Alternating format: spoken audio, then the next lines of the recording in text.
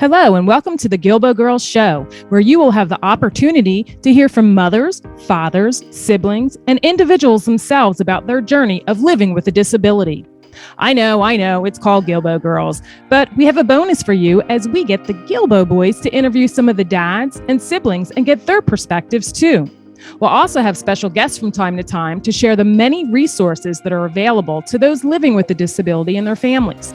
So get ready to laugh, smile, cry, maybe even get a little angry when you hear some of these stories of their day-to-day struggles. But let's not forget their many triumphs.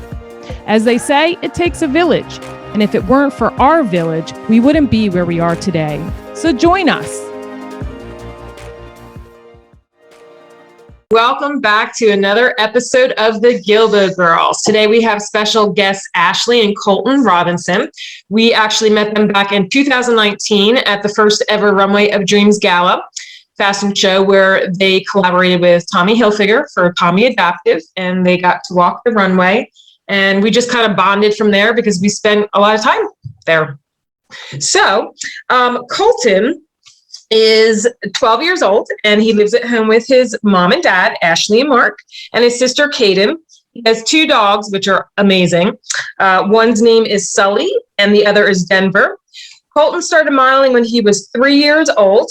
Back in 2020, a picture of one of his ads went viral after a little boy who also uses a wheelchair was captured looking up at Colton at Colton's ad in Target. In Colton's spare time, he loves working on his family tree because he has a love of history, playing video games, and wheelchair basketball. Those are some awesome things, Colton. So how old were you when you first got into modeling? 3? Wow. So tell us, what are some of the different things you modeled or acted in? Is it called Land's End, Kohl's, Target, Toys R Us, Tommy Hilfiger, French Toast. Oh, Parrot Magazine. Yeah, Parrot Magazine. Who's in Parrot Magazine with Sully. Yeah. I love it. And you walked several times down the runway. There was another one. Which venue was that he walked down or rolled down the carpet? It wasn't Runway of Dreams. It was a different one. Yeah, so he was actually in New York Fashion Week for one of their kid show that was occurring. For I think their name was something Malta, LM Malta or whatever.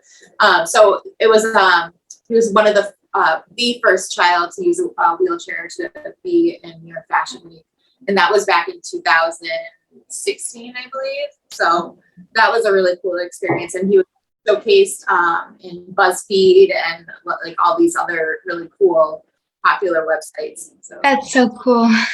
So how do you feel when you get out there? Are you nervous when you're going down the runway or posing for pictures and ads and photos? Yeah, I'm a little nervous, but like I just kind of know that it's gonna be done at some point. Mm-hmm. I still remember you going down the runway and doing you stop and you do your little wheelie with your wheelchair. I love that. Like, go, Colton. So do you want to ask him the first question? Can I say a statement first? Yes, you can say a statement. I get a little nervous that I'm going to fall off the stage because I don't have a wilder vision, and I'm just like, I feel like I need to throw up. So she gets nervous and feels like she's going to throw up because of her vision. So she feels like she's going to walk off the stage because she has visual impairments. So, all right, here. How about which one? Right there. Mm-hmm. You want me to read the first one? Can you tell us a little bit about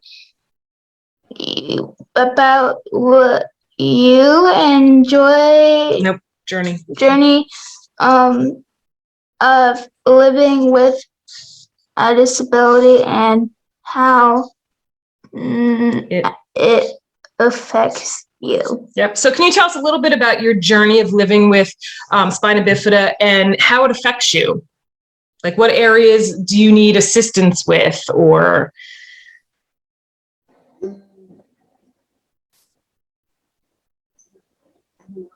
So I think like with him, as he's getting older, it's just kind of navigating, more independence. We were at Boston Children's yesterday, and I think we had that conversation with his doctors, getting him to be more independent.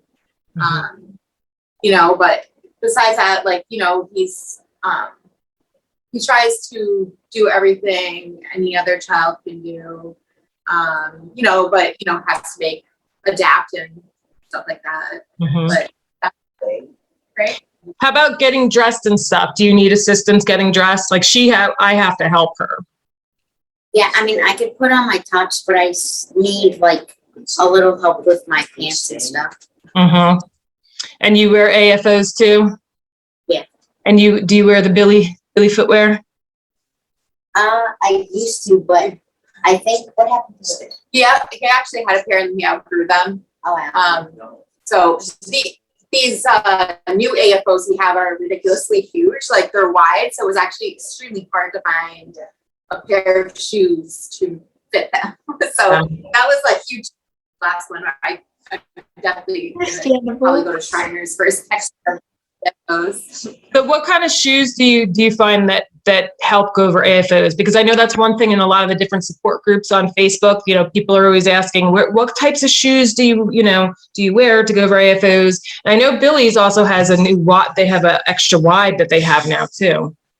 Yeah, so we actually found Under Armour. They're called Assert Under Armour, and they come in wide. And it was the only pair on the shelf and the only pair that would actually fit over his brace. So I won because, it is a tie, but it opens extremely wide too. So this one was actually probably one of the better shoes, and it's held up well against the AFOs because I feel like sometimes they can be a little rough on sneakers. So yeah. And what how many sizes up do you have to go in order to fit over it? This one we definitely had to go up a couple of sizes. I was worried it was going to look a little silly, but I think we had to go up like at least 2 sizes. So, it fits this way, but this way maybe it's like a little. Right. And that's what we always used to go up 2 sizes too. And then it's like, okay, they're already tripping over, from the AFOs. And then you put these sneakers on that are 2 times bigger and then they're tripping over them, Oh my goodness. So what are some of your hobbies or things you like to do for fun, Colton? I like doing like genealogy, wheelchair basketball, playing games with my grandpa and doing archery with my grandpa too. Oh, you do archery too? Oh my gosh, that's awesome. I used to, but I'm a chicken. You're a chicken. Jessie got her a bow, but she had a hard time with it. But JD used to do it all the time, and he used to go like he's been to the Worlds twice, and he used to travel all over doing archery. Yeah. Yep. Oh, that's cool. Yeah. So also, Colton, I think you like to play the drums too, don't you? Do you still play them? Generally. I go down there practicing sometimes. And didn't you just play with the band over the summer or something? I remember seeing a video of him up there. Was he playing? He wasn't playing. He was listening. He likes going out and listening to music. He loves music. So he's a little rusty. Definitely needs to start playing again. He's like, Mom. He loves music so much. How about when you're going out? Do you find it hard or a lack of accessibility in different places where you live? Like getting in like with curbs and stairs and. Some places, not many though. I would say like the older towns, older towns. Like we went up to like cobblestone. Yeah, we went to where were we? Nantucket. Oh, when we went to Nantucket, that was very challenging. Yeah, it was all cobblestone, and there was tree trunks coming through, and that was hard. Yeah. So, do you enjoy modeling? Yeah. And what about acting? Do you want to get into some acting next? Maybe, probably. I don't know. If you could be on one show, what would it be? Jeopardy. Jeopardy? But you don't act on Jeopardy. You play on Jeopardy. Nobody makes some money. Mine used to be Full House, then it changed to Nancy Drew, but then I still watch Vampire Diaries, so. The Vampire Diaries isn't even no longer. You just keep watching. Like, she just watches the reruns like constantly over and over and over again. Yeah. So tell me, how did it make you feel when the little boy Ollie saw your ad in Target? Like, that went viral. That was so awesome. Like, you're like an inspiration and a role model for other little kids. How did that make you feel? It made me feel happy. And like, what would you like? Proud. Were you proud? Yeah, proud. Mm-hmm. Yeah, proud. And how was it? You got to go on the Kelly Clarkson show. I was so jealous. I love her. I remember, I'll never forget when she was on American Idol and we were walking JD and I'm like, you weren't even born, girl. And I'm like, hey, we have to get back. We have to get back. It's the finales and I want to see if she wins. And, you know, I love her. So how was it like flying to California and being on her show? It was a really cool experience. It was a whirlwind for sure. We flew out and we flew up the next day, flew back the next day, but she's very sweet. She's like, you know, you would think that, you know, some famous people, like, it's an act, but like, she's genuinely the sweetest person. Aww. Yeah. So. How did you get the call? Like, did they just email you, call you? Like, how did you like? I think did they reach out? I think they reached out to the other mom. Okay. And you know what? No, this is what happened. My best friend does PR.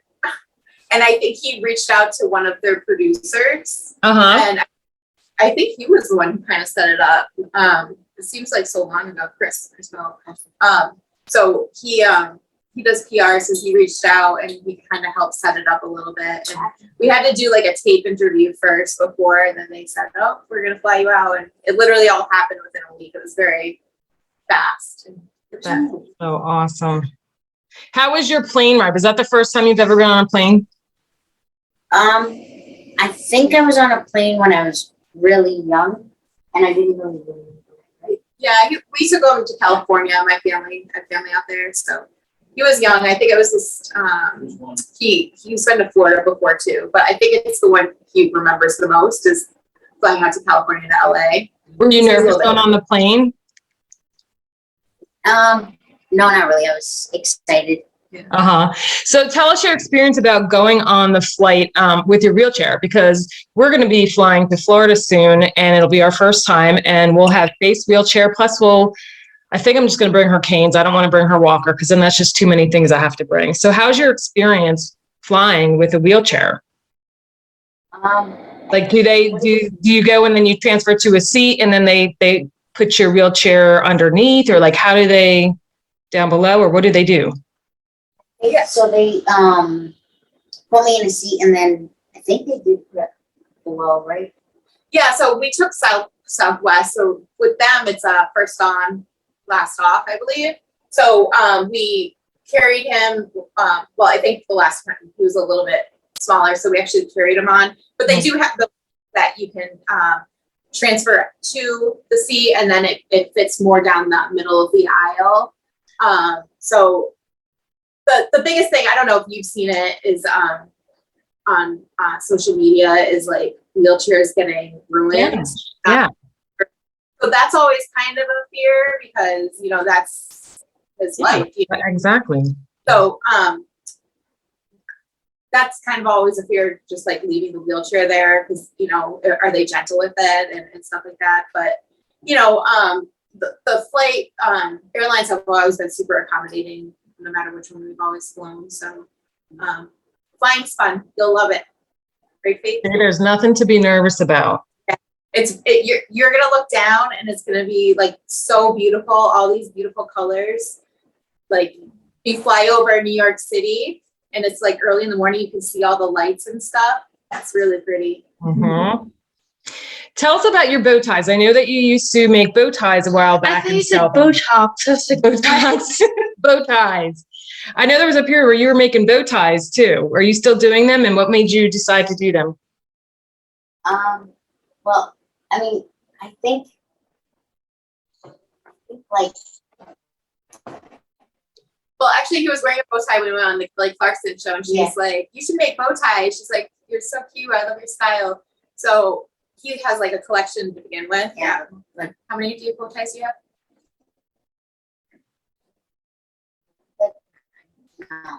Six. Maybe about 10 bow ties with all different patterns and stuff.